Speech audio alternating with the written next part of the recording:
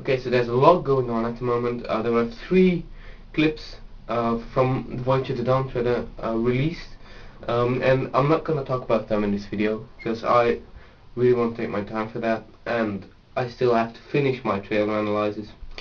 So I'm not gonna do that this video. I'll do it after the weekend in a couple of days. Now I'm just gonna finish my trailer analysis because actually I thought I was finished yesterday when I posted part 2, and then I realized I hadn't talked about some of the most important stuff. I just went through it frame by shot by shot, and I completely forgot to talk about the audio. And the audio is really important because there are some really strange things in it. Oh, something else you might have noticed. The intro to my videos is gone, and well, that's because my computer crashed and I lost it. This is the last part of my analysis. I'm not going to do picture-in-picture this time because it's with the audio. So I'll just talk about it. So first of all, the trailer starts with this. You have been summoned back to Narnia.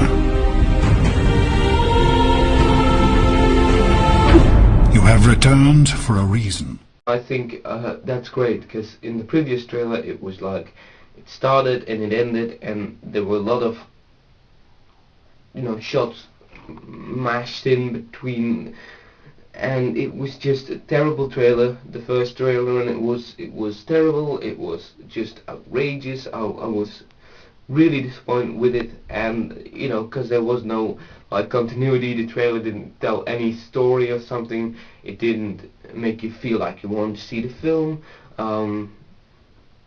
It was just terrible. It showed some really bad things for the fans, a lot of unencouraging, like Peter and Susan and then the White Witch and stuff like that. That was really I hated it, and there was nothing to compensate that. There was nothing good in it to me. And yeah, the visual effects were still terrible, which is okay because it was a teaser trailer. The music was terrible, the editing was terrible, and all in all it was just a bad trailer that had no build up to the end, and there was just nothing good about it. Now this trailer does have a build up. It starts with this voice of Aslan. You have come back to Narnia, you have returned for a reason, and I really like that. It's great, it works, and it actually, you know, it's this build up because it's this really slow, cool shot of the church, and it's yeah, I mean, it's just great how it actually makes you feel like, whoa, what is this? It's a bit mysterious, and then we see Lucy walking up to the book, and it's the mystery carries on, and it feels like it's one sequence of it, you know, when Aslan starts talking, then we see Lucy. It like feels like there's actually some connection between the two scenes, although there isn't really that much of a connection. But that's how trailers should work, you know. There should be, you know, you should feel not only interested in the film after seeing the trailer, but while seeing the trailer you should also be interested in how the trailer should end, how the trailer is going to end. The trailer itself has to tell a story, and this trailer really, it doesn't do it perfectly, but it does do it better than the previous one. And near the end it does have this build up with this, you know, the music is much better. It's a bit more epic. The previous trailer was really like all magical and happy, and that's not what the book is about. I mean, the book is magical, yes, but it's about the characters in the first place, and it is not the kind of magical feeling that you got from that music, so I hated it. And in this trailer there is a build up. I mean, there are some great shots, much better music, and then in the end we get this voiceover from Caspian, which, although he's talking about the lost souls, which is terrible, he is also, you know, there is some tension in it. He's like, you know, think of the lost souls we're here to save. Think of Narnia, think of Aslan. I mean, that's really like, it gives this tension. It's really exciting, and it actually works in the trailer. It actually makes you think, well, whoa, what's going to happen in this film? So it really makes me want to see the film.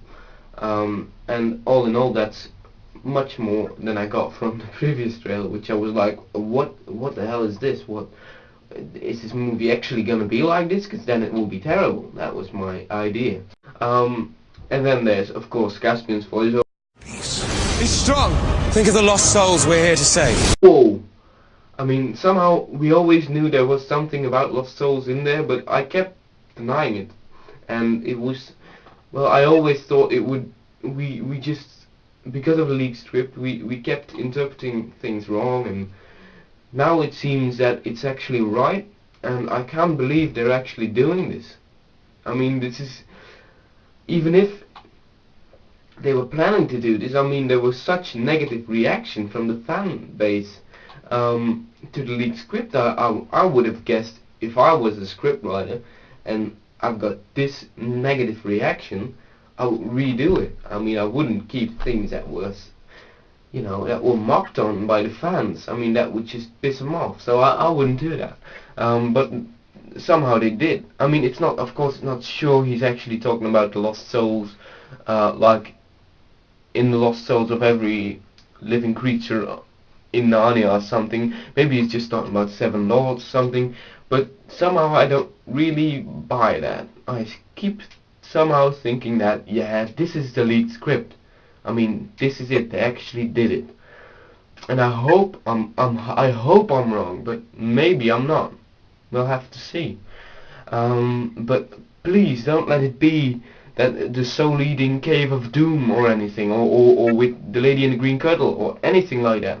I don't want to see that in Voyage of the Dawn Treader. It's not what this story is about. This story is about the characters and the mystery and the adventure of sailing into the unknown areas. And I mean, that should be the story should be about that. But all in all, I do think the rest of Caspian's little speech there is actually quite good, and I do also believe that I like his new accent. I noticed it from the beginning that his accent was different from the moment the trailer got to the point where he started speaking. I really like it. I've seen Stardust many times, and I always thought his performance there was better than in Prince Caspian, although I did like his performance in Prince Caspian. But I always thought that in Stardust, where he doesn't have this accent, he actually his performance is much more natural. So I keep thinking that it would actually be better if they gave him his regular accent. And this doesn't really seem his regular accent, but it's much more alike. So yeah, I'm a big fan of changing the accent back, although I did like all the accents in Prince Caspian. Now, I guess Prince Caspian would be one of the few people in the entire film who would actually have an accent, would make it look rather stupid. So I'm glad they're not doing that. But all in all, it's good that they're keeping some sort of continuation between his accent in Prince Caspian and his actions in Voyage of the Dawn Treader, which is now still a bit Mediterranean, but much more British, you know. Yeah, I guess that's it for the trailer analysis. This trailer was much more encouraging to me, and I'll talk about the clips in my next video. But all in all, I thought this trailer was not a good trailer, but it was better than the previous one. So, see you in my next video.